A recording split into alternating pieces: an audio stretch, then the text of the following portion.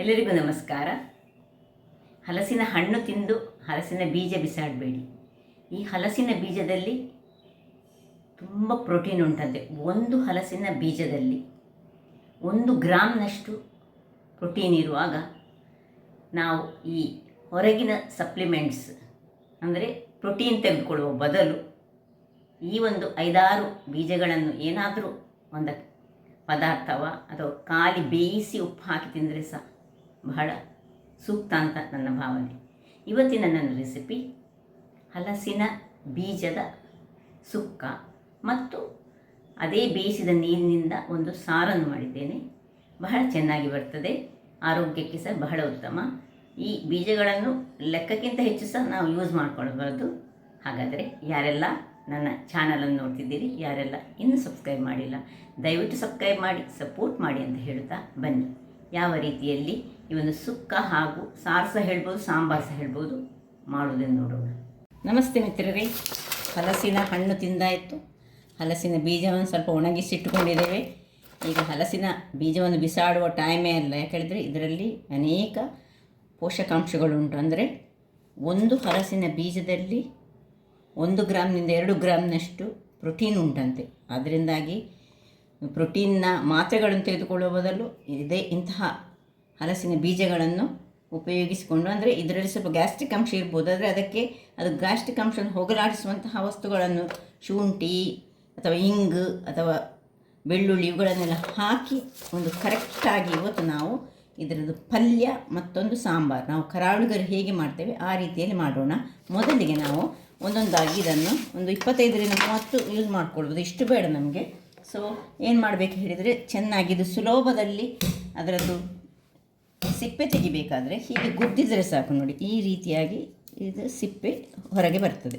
ಅದರಿಂದ ತೆಗಿಲಿಕ್ಕೆ ತುಂಬ ಈಸಿ ಆಗ್ತದೆ ಒಂದೊಂದು ಗುದ್ದಿಕೊಂಡ್ರೆ. ಸೊ ಎಲ್ಲವನ್ನು ಸಹ ಒಂದು 25ರಿಂದ 30 ನಾನು ಹೀಗೆ ಗುದ್ದಿ ಇದರದ್ದು ಸಿಪ್ಪೆಯನ್ನು ತೆಗೆದುಕೊಳ್ತೇನೆ. ಆಮೇಲೆ ಏನು ಮಾಡೋದನ್ನು ನೋಡೋಣ ವೀಕ್ಷಕರೇ. ಇಲ್ಲಿ ನೋಡಿ, ಗುದ್ದಿಕೊಂಡಾಯಿತು ನೋಡಿ ಹೀಗೆ. ಈಗ ಇದನ್ನು ಒಂದು ಕುಕ್ಕರಲ್ಲಿ ಹಾಕೊಳ್ಳೋಣ. ಸುಲಭ ಪಟಪಟನೆ ಮಾಡುವಂತಹದ್ದು. ಅಂತ ಸಿಪ್ಪೆ ತೆಗೆದಿಟ್ಟರೆ ಆಯಿತು. ನಾನೊಂದು 25ರಿಂದ 30 ತೆಗೆದುಕೊಂಡಿದ್ದೇನೆ. ಈಗ ನೋಡಿ, ಇದರಲ್ಲಿ ಕಲರ್ ನೋಡಿ, ಇದು ಬಿಳಿ ಬರೋದು ನೀರಿನಲ್ಲಿ ಪ್ರೋಟೀನ್ ಉಂಟು ಹೇಳಿ ಗೊತ್ತಾಗ್ತದೆ. ಸ್ವಲ್ಪ ಈಗ ಹಿಂಗನ್ನು ಹಾಕ್ಕೊಳ್ತಿದ್ದೇನೆ. ಹಿಂಗನ್ನು ಹಾಕ್ಕೊಂಡು ಇನ್ನು ಮುಳುಗುವಷ್ಟು ನೀರನ್ನು ಹಾಕಿ ಇದನ್ನು ಬೇಯಿಸ್ಕೊಳ್ಳೋಣ. ಒಂದು 2 ವಿಸಿಲ್ ಬರಲಿ. ಸೊ ಇದು ಆಗೋ ತನಕ ಅದರ ಮೇಲೆ ಹೇಗೆಂದು ವಿಸಿಲ್ ಇಟ್ಕೊಳ್ತೇನೆ. ಸೊ ಒಂದು 2 ಅಥವಾ 3 ವಿಸಿಲ್ ಸಾಕು ವೀಕ್ಷಕರೇ. ಇದು ಬೆಂದಾಯಿತು, ಮತ್ತು ತಣ್ಣಗಾಗಲಿಕ್ಕೆ ಬಿಟ್ಟಿದ್ದೆ. ನೋಡಿ, ಒಳ್ಳೆ ತಣ್ಣಗಾಗಿದೆ. ಇದರಿಂದ ಇದಕ್ಕೆ ಸ್ವಲ್ಪ ಉಪ್ಪನ್ನು ಹಾಕೊಳ್ಳೋಣ. ನಾವು ಬೇಯುವಾಗಲೇ ಉಪ್ಪನ್ನು ಸಹ ಹಾಕ್ಕೊಳ್ಬೋದು. ಸೊ ಉಪ್ಪನ್ನು ಹಾಕ್ಕೊಂಡು ಇದನ್ನು ಹೀಗೆ ಇಟ್ಕೊಳ್ಳೋಣ. ಇದು ಇಲ್ಲಿ ಹಾಗೆ ಇರಲಿ. ಇಲ್ಲಿಗೆ ಬೇಕಾಗುವ ಸಾಮಗ್ರಿಗಳು ಏನು ಹೇಳಿದರೆ, ಕೆಲವು ಮಸಾಲೆ ಇಂಗ್ರೀಡಿಯೆಂಟ್ಸ್ ಬೇಕು. ಅದನ್ನು ಹುರಿಯುವಾಗಲೇ ನಾನು ಹೇಳ್ಕೊಡ್ತೇನೆ. ಈಗ ಮೊದಲಿಗೆ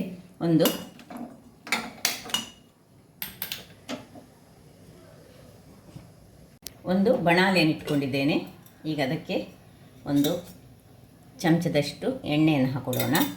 ಈ ಮಸಾಲೆಗಳು ಏನೆಲ್ಲ ಬೇಕು ಹೇಳಿದರೆ, ಮೊದಲಿಗೆ ನಾನು ಒಂದು ಕರಿಬೇವಿನ ಸೊಪ್ಪನ್ನು ಹಾಕೊಳ್ತಿದ್ದೇನೆ. ಸ್ವಲ್ಪ ಅದು ಫ್ರೈ ಆಗುವಾಗ ಸೈಡಿಗೆ ಮಾಡಿ ಸ್ವಲ್ಪ ಈರುಳ್ಳಿಯನ್ನು ಹಾಕೊಳ್ತಿದ್ದೇನೆ. ಈರುಳ್ಳಿ ನಮಗೆ ಇದರಲ್ಲಿ ತುಂಬ ಬೇಕಾಗ್ತದೆ. ನಾನು ಒಂದು 2 ದೊಡ್ಡ ದೊಡ್ಡ ಈರುಳ್ಳಿಯನ್ನು ಸಣ್ಣದಾಗಿ ಹೆಚ್ಚಿಟ್ಟುಕೊಂಡಿದ್ದೇನೆ. ಈರುಳ್ಳಿ ಚೆನ್ನಾಗಿ ಸ್ವಲ್ಪ ಬಾಡಿಕೊಳ್ಬೇಕು. ಬಾಡುವಾಗ ಇದರಲ್ಲಿ ಏನೆಲ್ಲ ನಾನು ಮಸಾಲೆಗಳನ್ನು ಇಟ್ಕೊಂಡಿದ್ದೇನೆ ನೋಡಿ, 2 ರೌಂಡ್ ಮೆಣಸು ಮತ್ತು 4-5 ಉದ್ದ ಬ್ಯಾಡ್ಗೆ ಮೆಣಸು. ಇದನ್ನು ಸ್ವಲ್ಪ ಹಾಕೊಂಡು ಉರಿಯೋಣ. ಉರಿ ಹದದಲ್ಲಿರಲಿ. ಇನ್ನು ಕೊತ್ತಂಬರಿ 2 ಚಮಚ, ಜೀರಿಗೆ 1 ಚಮಚ ಮತ್ತು 10 ಕಾಳುಗಳಷ್ಟು ಈ ಪೆಪ್ಪರ್ಕಾರ್ನ್ಸ್ ಕರಿಮೆಣಸು ಇಷ್ಟನ್ನು ಹಾಕ್ಕೊಂಡಿದ್ದೇನೆ. ಇಷ್ಟನ್ನು ಹಾಕ್ಕೊಂಡು ಹದಾ ಉರಿಯಲ್ಲಿ ಇದನ್ನು ಸ್ವಲ್ಪ ಘಮ ಬರುವವರೆಗೆ ಹುರಿಯೋಣ. ಇಷ್ಟಾಗುವಾಗ 4-5 ಬೆಳ್ಳುಳ್ಳಿ ಹಾಕ್ಕೊಳ್ತಿದ್ದೇನೆ. 1 ಚಮಚದಷ್ಟು ಅರಸಿನ ಪುಡಿ, ಇಷ್ಟನ್ನು ಹಾಕಿ ತೆಂಗಿನ ತುರಿ ನೋಡಿ, ಇಷ್ಟು ಸ್ವಲ್ಪ ತೆಂಗಿನ ತುರಿ ಸಾಕು. ನಮಗೆ ತೆಂಗಿನ ತುರಿ ಸಹ ಒಂದು ಇಡೀ ತೆಂಗಿನಕಾಯಿ ಬೇಕು. ಇದನ್ನು ಸಹ ಚೆನ್ನಾಗಿ ಇದರಲ್ಲಿ ಸ್ವಲ್ಪ ಹುರಿದುಕೊಳ್ಳೋಣ. ಸ್ವಲ್ಪ ಹುರಿದ್ರೆ ಸಾಕು. ವೀಕ್ಷಕರೇ ನೋಡಿ, ಒಳ್ಳೆ ಈವನ್ನು ತೆಂಗಿನ ತುರಿ ಸಹ ಸ್ವಲ್ಪ ಫ್ರೈ ಆಯಿತು. ಇಷ್ಟಾಗುವಾಗ ಇದನ್ನು ಆಫ್ ಮಾಡಿಕೊಳ್ಳೋಣ. ಒಳ್ಳೆ ಘಮ ಬರ್ತಾ ಉಂಟು. ಇದನ್ನು ಆಫ್ ಮಾಡಿಕೊಂಡು ತಣ್ಣಗಾಗಲಿಕ್ಕೆ ಬಿಡೋಣ. ವೀಕ್ಷಕರೇ ಇಲ್ಲಿ ನೋಡಿ, ಇದೀಗ ತಣ್ಣಗಾಗಿದೆ. ಈಗ ಇದರಲ್ಲಿ ಎಲ್ಲ ಬೀಜಗಳನ್ನು ಹೀಗೆ ಹೊರಗೆ ತೆಗೆದುಕೊಳ್ಳೋಣ. ಹೊರಗೆ ತೆಗೆದುಕೊಂಡು ಅದರ ನೀರೀಗ ನಮಗೆ ಬೇಡ, ಜಸ್ಟ್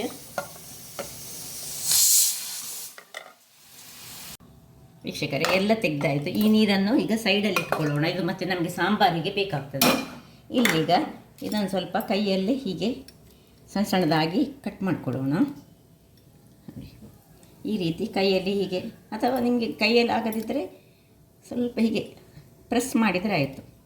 ಪ್ರೆಸ್ ಮಾಡಿ ಇದನ್ನು ಈಗ ಪಕ್ಕಕ್ಕೆ ಇಟ್ಟುಕೊಂಡು ಇಲ್ಲಿ ಹೀಗೆ ತಣ್ಣಗಾದಂತಹ ಈ ಮಸಾಲೆಯನ್ನು ಇದರೊಟ್ಟಿಗೆ ನೋಡಿ, ಇಷ್ಟು ಹುಳಿ ನಾವು ತೆಗೆದುಕೊಳ್ಳಿಕೊಂಡು ಈ ಹುಳಿಯಲ್ಲಿ ಇಷ್ಟೇ ಹುಳಿಯನ್ನು ಇದಕ್ಕೆ ಹಾಕ್ಕೊಳ್ಳೋಣ. ಉಳಿದ ಹುಳಿಯನ್ನು ನಾವು ಒಂದು ತಟ್ಟೆಯಲ್ಲಿ ನೀರು ಹಾಕ್ಕೊಂಡು ಇದು ಸ್ವಲ್ಪ ಮುಳುಗಿಸಿಟ್ಕೊಳ್ಳೋಣ. ಇದರ ನೀರು ನಮಗೆ ಬೇಕು. ಇದನ್ನು ಪಕ್ಕಕ್ಕೆ ಇಟ್ಕೊಳ್ಳೋಣ. ಈಗ ಸಣ್ಣ ಹುಳಿ ಹಾಕಿದಂತಹ ಈ ಮಸಾಲೆಯನ್ನು ನಾವು ಗ್ರೈಂಡ್ ಮಾಡ್ಕೊಳ್ತಿದ್ದೇನೆ ನೋಡಿ. ಒಂದು ಸಣ್ಣ ಮಿಕ್ಸಿ ಜಾರಿಗೆ ಹಾಕಿ ಇದನ್ನು ಫುಲ್ಲು ಗ್ರೈಂಡ್ ಮಾಡ್ಕೊಳ್ಳೋಣ. ಸ್ವಲ್ಪ ನೀರು, ಎಷ್ಟು ನಮಗೆ ಗ್ರೈಂಡ್ ಮಾಡಲಿಕ್ಕೆ ಬೇಕು ಅಷ್ಟು ನೀರನ್ನು ಹಾಕ್ಕೊಂಡು ಒಳ್ಳೆ ಫೈನಾದ ಪೇಸ್ಟ್ ಮಾಡ್ತಾ ಇರ್ತೇನೆ. ವೀಕ್ಷಕರೇ ಇಲ್ಲಿ ನೋಡಿ, ಅರ್ಧ ವಾಸಿ ಗ್ರೈಂಡ್ ಮಾಡಿದೆ, ಫುಲ್ಲು ಮಾಡಲಿಲ್ಲ. ಈಗ ನಾನು ಇದರಲ್ಲಿ 2 ಚಮಚಗಳಷ್ಟು ಈ ಮಸಾಲೆಯನ್ನು ಇದರಲ್ಲಿ ತೆಗೆದಿಟ್ಕೊಳ್ತೇನೆ. ಇಷ್ಟು ತೆಗೆದಿಟ್ಕೊಂಡು ಇನ್ನು ಈ ಮಸಾಲೆಗೆ 1 2 3 ನೋಡಿ, ಇಷ್ಟು 4 5 ಸಹ ಹಾಕ್ಕೊಳ್ಬೋದು ನಿಮಗೆ ಬೇಕಿದ್ದಷ್ಟು. ಈ ಬೆಂದಂತಹ ಜಾಕ್‌ಫ್ರೂಟ್ ಸೀಡನ್ನು ಹಾಕಿ ಇದನ್ನು ಫೈನಾಗಿ ಇನ್ನೂ ಸ್ವಲ್ಪ ನೀರು ಹಾಕಿ ಗ್ರೈಂಡ್ ಮಾಡಿ ತರ್ತೇನೆ. ವೀಕ್ಷಕರೇ ನೋಡಿ, ಇಷ್ಟು ಫೈನಾದ ಪೇಸ್ಟ್ ರೆಡಿ ಆಯಿತು. ಇದನ್ನೀಗ ಪಕ್ಕಕ್ಕೆ ಇಟ್ಕೊಳ್ಳೋಣ. ಇಲ್ಲಿ ನಾವು ಮೊದಲೇ ಸ್ವಲ್ಪ ಕಸ್ಕಸ್ ಅಂದರೆ ಕೋಸ್ಲಿ ಗ್ರೈಂಡ್ ಮಾಡಿದಂಥದ್ದು ರೆಡಿ ಉಂಟು.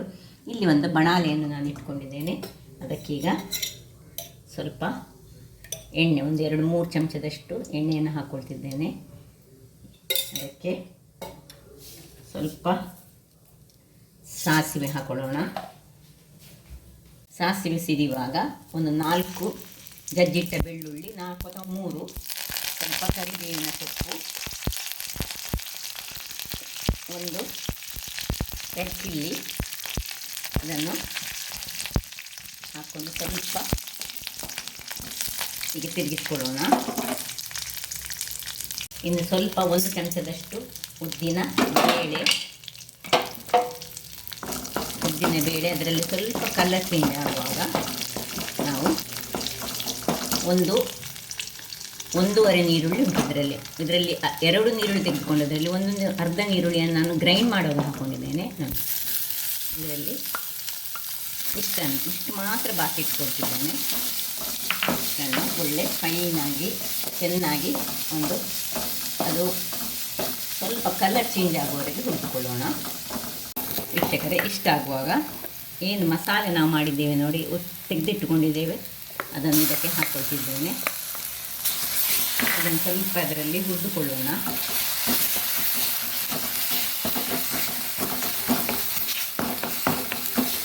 ಇನ್ನು ಕೈಯಲ್ಲಿ 1 ಹಿಡಿಯಷ್ಟು ತೆಂಗಿನ ತುರಿಯನ್ನು ಸಹ ಇದರಲ್ಲಿ ಚೆನ್ನಾಗಿ ಇದಕ್ಕೆ ಬೇಕಿದ್ದರೆ ಸ್ವಲ್ಪ ಗರಂ ಮಸಾಲೆ ಪುಡಿ ಅಂತ ನಾವು ಹಾಕ್ಕೊಳ್ಬೋದು. ನಾನು ಸ್ವಲ್ಪ ಈಗ ಗರಂ ಮಸಾಲೆ ಅಂದರೆ ನಾನು ಚಿಕನ್ ಮಸಾಲೆ ಪುಡಿಯನ್ನು ಹಾಕ್ಕೊಳ್ತಿದ್ದೇನೆ. ಬಹಳ ಚೆನ್ನಾಗಿ ಬರ್ತದೆ ಹಾಗೆ ಹಾಕಿದರೆ. ಸೊ ಇಷ್ಟಾಗುವಾಗ 1 ಚಮಚದಷ್ಟು ಇಲ್ಲಿ ನೋಡಿ, 1 ಚಮಚದಷ್ಟು ನಾನು ಇದಕ್ಕೆ ಗರಂ ಮಸಾಲೆ ಪುಡಿ ಅಥವಾ ಇದು ಚಿಕನ್ ಮಸಾಲೆ ಪುಡಿಯನ್ನು ನಾನು ಯೂಸ್ ಮಾಡ್ಕೊಳ್ತಿದ್ದೇನೆ. ಬಹಳ ಚೆನ್ನಾಗಿ ಬರ್ತದೆ ಹೀಗೆ ಮಾಡಿದರೆ. ಇನ್ನು ಚೆನ್ನಾಗಿ ಇದು ಇದರಲ್ಲಿ ಹುರಿದುಕೊಳ್ಬೇಕು. ಹುರಿದ ಮೇಲೆ ನಾವು ಇದನ್ನು ಈ ಒಂದು ಬೀಜವನ್ನು ಹಾಕ್ಕೊಳ್ಳಿಕ್ಕೆ ಈಗ ಈ ಸ್ವಲ್ಪ ಹೊತ್ತು ಇದನ್ನು ಸ್ವಲ್ಪ ಒಂದು ಚಮಚದಷ್ಟು ಎಣ್ಣೆ ಹಾಕ್ಕೊಳ್ತೇನೆ. ಯಾಕೆ ಹೇಳಿದರೆ ಸ್ವಲ್ಪ ಎಣ್ಣೆ ಕಮ್ಮಿ ಆದಾಗೆ ಕಾಣ್ತದೆ. ಸೊ ಎಣ್ಣೆ ಅಥವಾ ತುಪ್ಪ ಸಹ ಹಾಕ್ಕೊಳ್ಬೋದು ನೀವು ಬೇಕಿದ್ರೆ. ಸೊ ಇದನ್ನು ಈಗ ಒಂದು ಚೂರು ಘಮ ಬರುವ ತನಕ ಇದರಲ್ಲಿ ಹುರಿದುಕೊಳ್ಳೋಣ.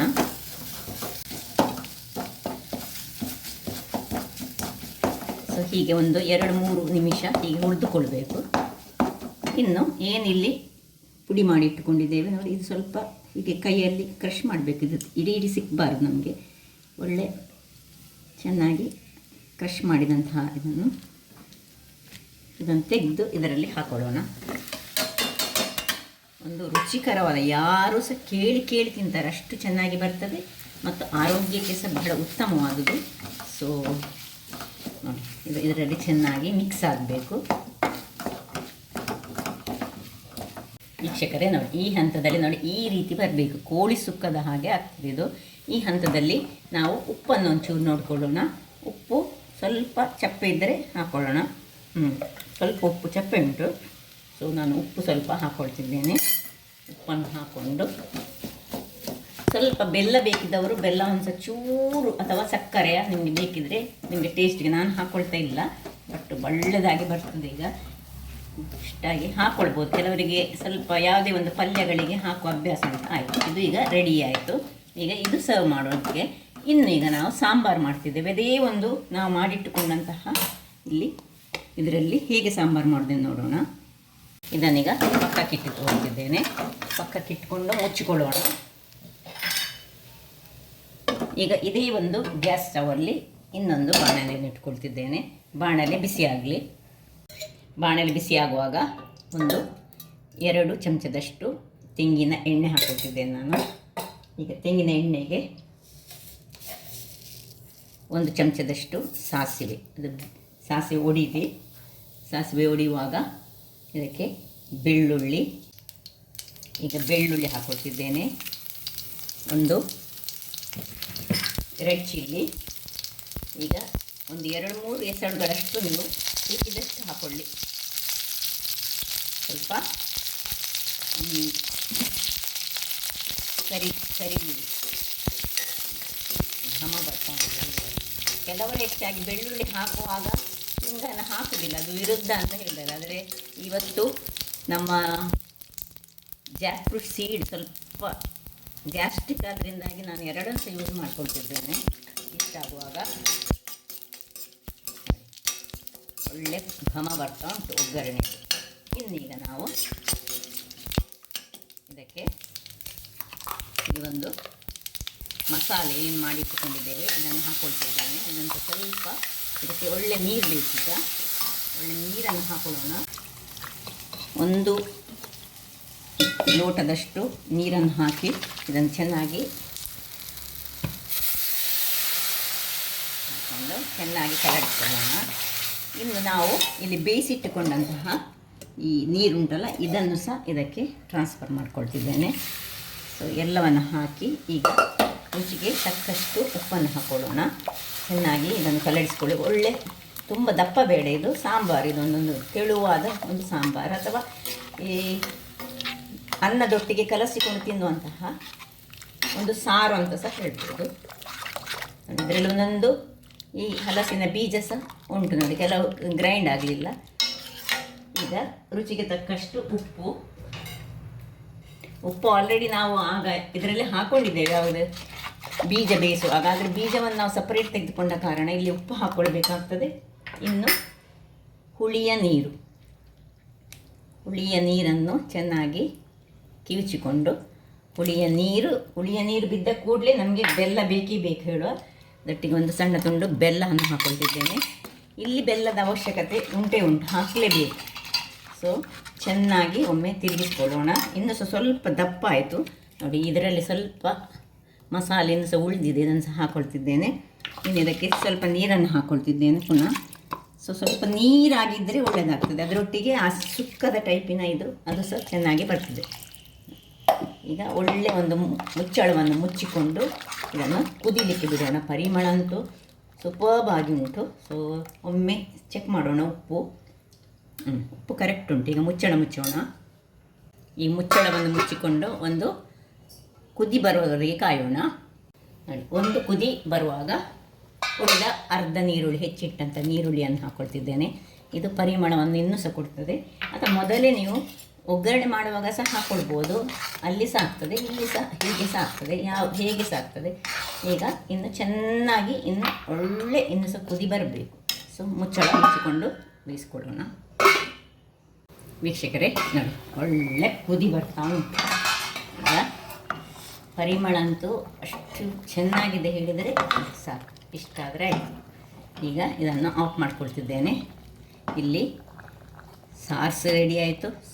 ಸಾಂಬಾರು ಅಂತ ಸಹ ಕರಿಬೋದು, ದಪ್ಪ ಉಂಟದು. ಇಲ್ಲಿ ಇದು ಸುಕ್ಕ ರೆಡಿ ಆಯಿತು. ಈಗ ಇಲ್ಲಿ ಕುಚಲಕ್ಕಿಯ ಅನ್ನ ಉಂಟು.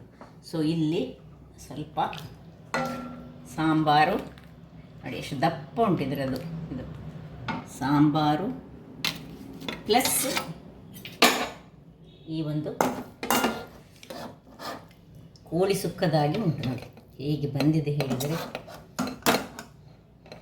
ಬಹಳ ಚೆನ್ನಾಗಿ ಬರುವಂತಹದ್ದು. ನೋಡಿದ್ರಲ್ಲ ವೀಕ್ಷಕರೇ, ಒಂದು ರುಚಿಕರವಾದ ಮಧ್ಯಾಹ್ನದ ಊಟ ರೆಡಿ ಆಯಿತು. ಅದು ಹಲಸಿನ ಬೀಜ. ನಾನು ಹೇಳಿದ್ದೆಲ್ಲ ಅದರಲ್ಲಿ ಎಷ್ಟು ಪ್ರೋಟೀನ್ ಉಂಟಂಥೇಳಿ. ಸೊ ಬಿಸಾಡಬೇಡಿ. ಈ ರೀತಿಯಾಗಿ ಪದಾರ್ಥ ಮತ್ತು ಸಾಂಬಾರನ್ನು ಮಾಡಿ ನಿಮ್ಮ ರುಚಿಯನ್ನು ಸಹ ಹೆಚ್ಚಿಸಿಕೊಳ್ಳಿ, ಆರೋಗ್ಯವನ್ನು ಸಹ ಹೆಚ್ಚಿಸಿಕೊಳ್ಳಿ ಅಂತ ಹೇಳುತ್ತಾ, ನನ್ನ ಈ ಬೋಳು ಸೋನ್ ಚಾನಲ್ ನಿಮಗೆ ಇಷ್ಟ ಆದರೆ ಪ್ಲೀಸ್ ಲೈಕ್ ಮಾಡಿ, ಶೇರ್ ಮಾಡಿ ಹಾಗೂ ಸಬ್ಸ್ಕ್ರೈಬ್ ಮಾಡಿ. ಧನ್ಯವಾದಗಳು.